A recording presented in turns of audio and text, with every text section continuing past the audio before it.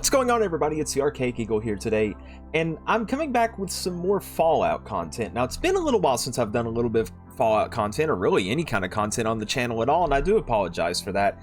Everything with what's been going on in the whole global health situation, as I'll call it, it's been a little bit crazy, and it's kind of put me in a position where it's been a little bit harder to record than I would like to, but I'm getting things figured out, and I figured what better way to get back into recording than do some Fallout content, especially with what has dropped. Now, after what feels like a small eternity, Bethesda has finally graced us with the Wastelanders expansion for Fallout 76. Now, to date, this is the largest expansion for Fallout 76, and its download size actually clocks in at nearly 70 gigabytes, which, to put this into perspective, is more than double the size of the entire original base game of Fallout 4. Now, Bethesda's released the DLC content for Fallout 76 before. This isn't really anything new. However, these DLC packs pale in comparison to the ideas and the visions that Bethesda's going for with Wastelanders, and ultimately the driving force behind this has been fan response, or more or less fan backlash at the product that they received from launch up until now. And this is not even getting into the things that have happened outside of the actual game, such as the botched collectibles that were offered for the pre-order bonus for Fallout 76. And the game that we got initially, it looked fairly nice, but it was really empty. There really wasn't that much that was super exciting to go to and look at. Sure, the enemies were awesome. The Scorched were a new addition. Enemies based on the different cryptids of West Virginia were cool, but it was missing the one thing that really makes Fallout Fallout, and that's the different characters. And after hearing this complaint, Bethesda has finally gave us what we've been wanting since day one with Wastelanders, and that's human NPCs and an expanded storyline. And for the first time since the game has launched, Appalachia finally feels like the living, breathing place that it was supposed to be. Now, I've played a little bit on the Wastelanders expansion. I put about 4 or 5 hours into it yesterday. I'm wanting to try and savor it, because I don't know at this point how long it would take me to beat the different quest lines and go through the new main story that's been added. And I'm wanting to take this in as much as I can. But with this video, what I'm looking to do is just kind of give my impressions. You know, what have I liked about it? What have I not really liked so much about it? And really, most importantly, what does this spell out for the future of Fallout 76? Is this the cure-all, the panacea that Bethesda has been looking for to finally win back some of that goodwill from fans of the Fallout series, and hopefully turn Fallout 76 into the thriving online multiplayer game that they had envisioned from launch? So, without further ado, let's just hop right in and take a look at some of the things that I've really liked so far about it, and go from there.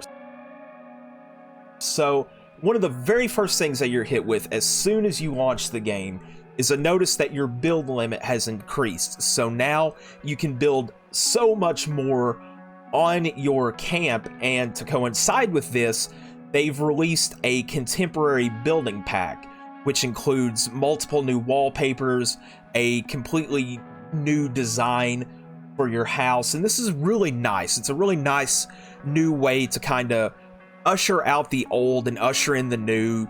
You can really give your camp the facelift that it's been desperately needing. And with some of the missions, or at least one of the missions that I've played, that extra build limit will come in handy.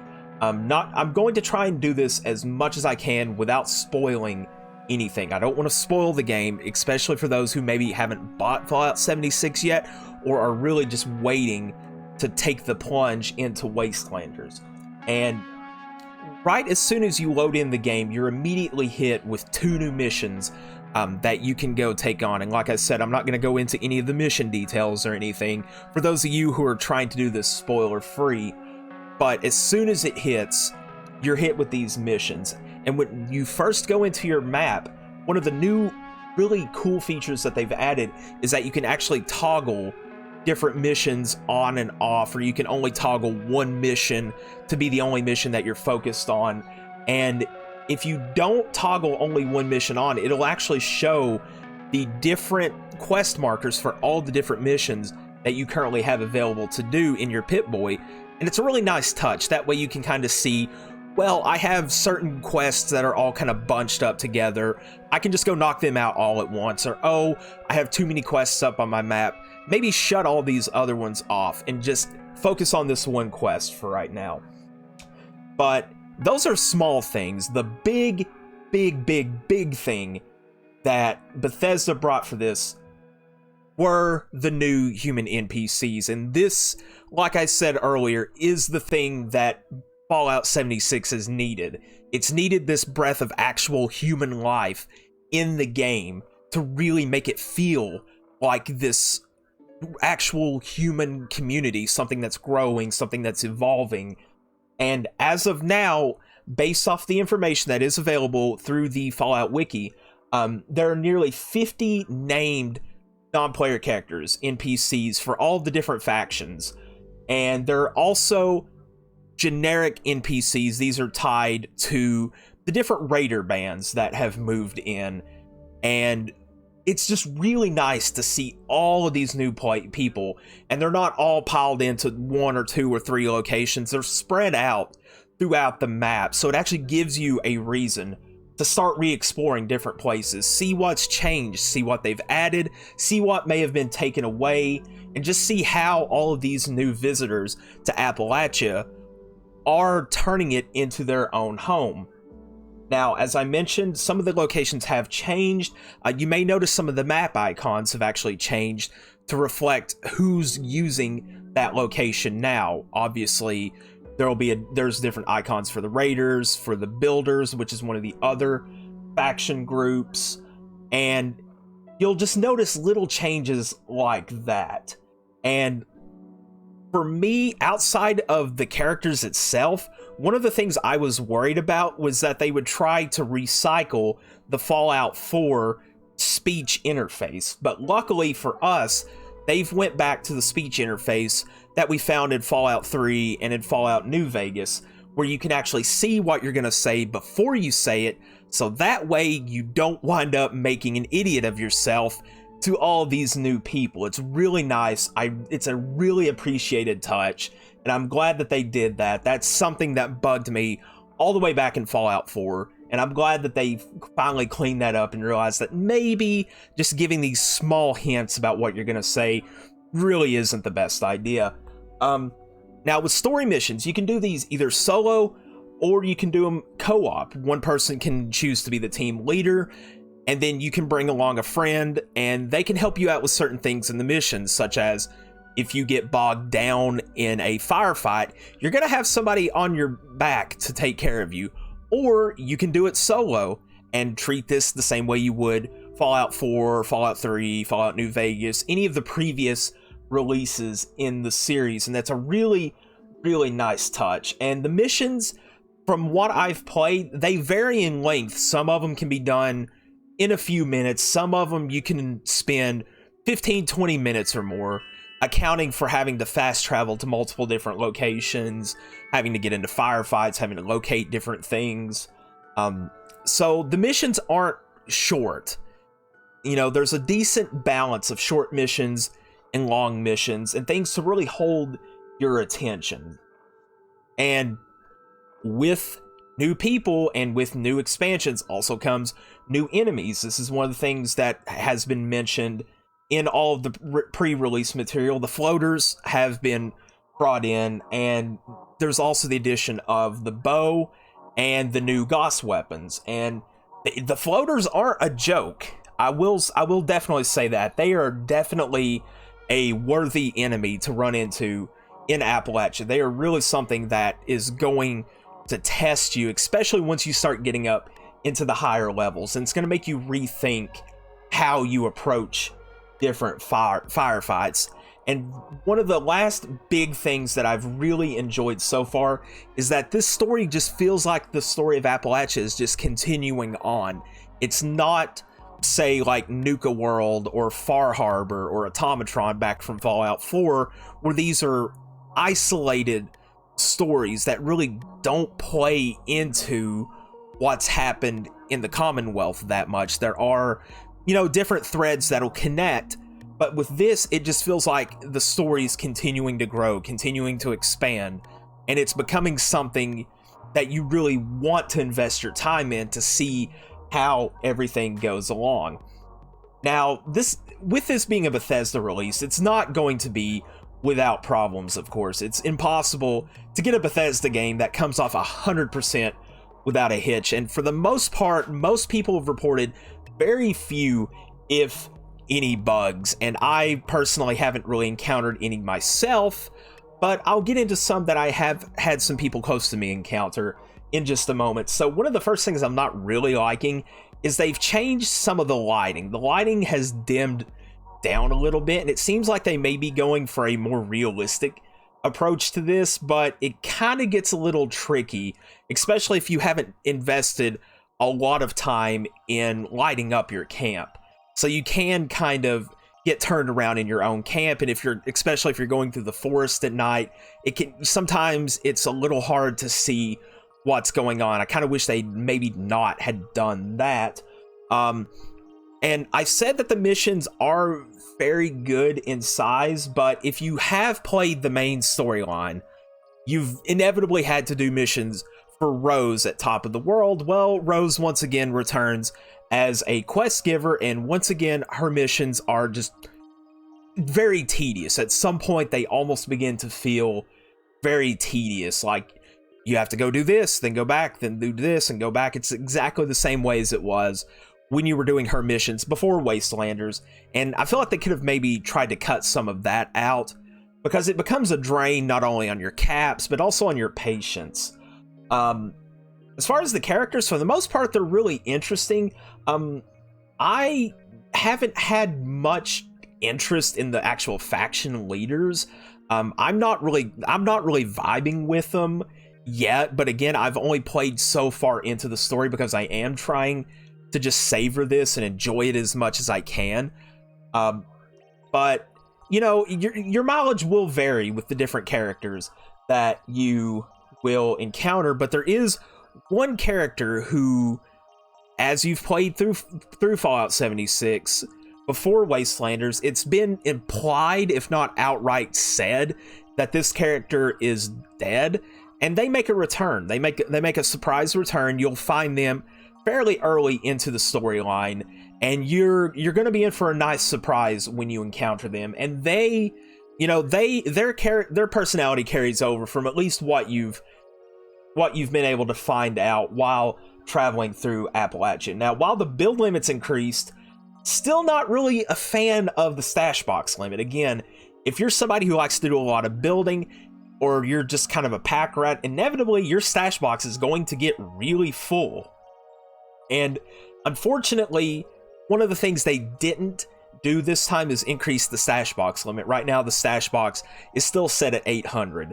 So that's kind of unfortunate, because yeah, you can build more, but you need more stuff to build, which means you're going to have to go pick it up, which means at some point you're going to inevitably run into a situation where you have to choose what you're picking up, and it's really going to kind of put you in a bind sometimes, especially if you have a certain vision for your camp.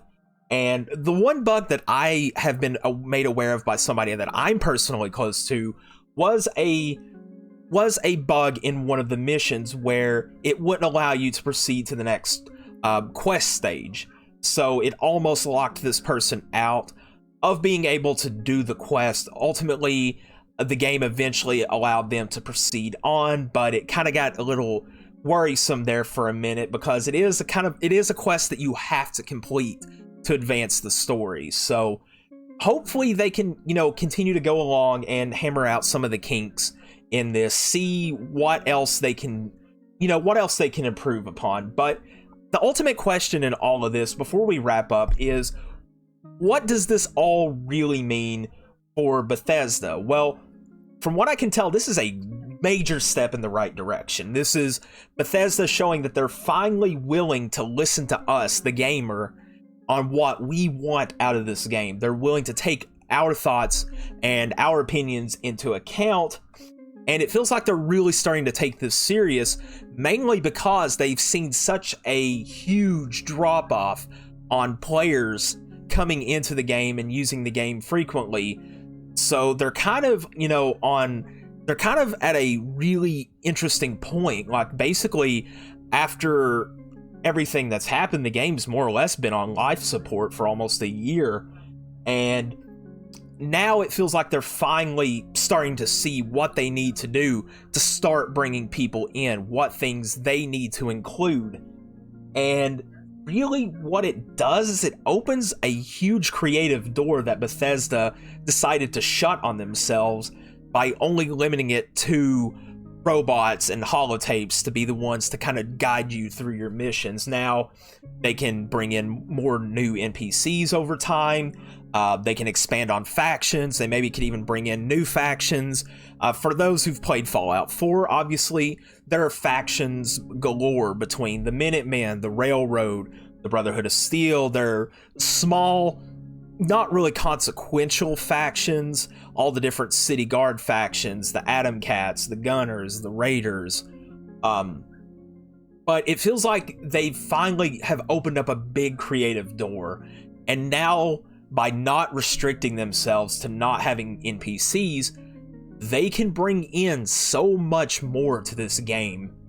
But it all ties back to Bethesda not stepping on their own toes. This has been a problem that Bethesda has had for a long time with this game, is they'll make good steps. They'll bring in events like the Sheep Squatch and Calvin Lowe missions, or they'll bring in week-long events like Meat Week.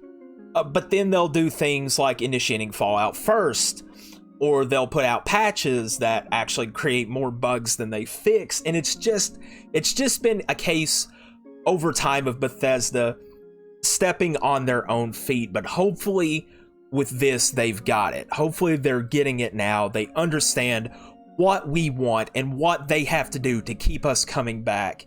And as long as they don't step on their own feet, I feel like we could be seeing more Fallout 76 for several years to come. So that's really my overview so far of Wastelanders. Like I said, I've had a ton of fun with it. If you have Fallout 76 installed, this is completely free. Just boot up your Xbox, your PlayStation, log into your computer, whatever you have to do, and download it. I highly recommend that you give it a try. It is definitely worth it. And I can understand why some people may not want to. Obviously, the launch of the game leaving a really bad taste in some people's mouth. But I can say from what I've experienced so far, it looks like Bethesda has willingly decided to try and turn this corner and take Fallout 76 to what they had planned it to be, more so than what they ultimately delivered. If you have liked this video, please remember to leave a like, subscribe, comment. Let me know down below what you think. What are your thoughts on Wastelanders so far? Have you been enjoying it? Have there been things that you haven't really liked? Let me know in the comments down below. And if you haven't already, follow me over on Twitter at Archaic Eagle. That way you can know what's going on with the channel. And as always, with a Fallout video, I'm going to link the Fallout Wiki down below. Go check it out. It's a great resource if you're playing the Fallout games. And it just has tons of information about different enemies, about different locations. It's a really good go-to guide if you need more information about the Fallout universe or just things from different games. I'm going to go ahead and wrap this video up. I hope you all have enjoyed, and I will talk to you all next time.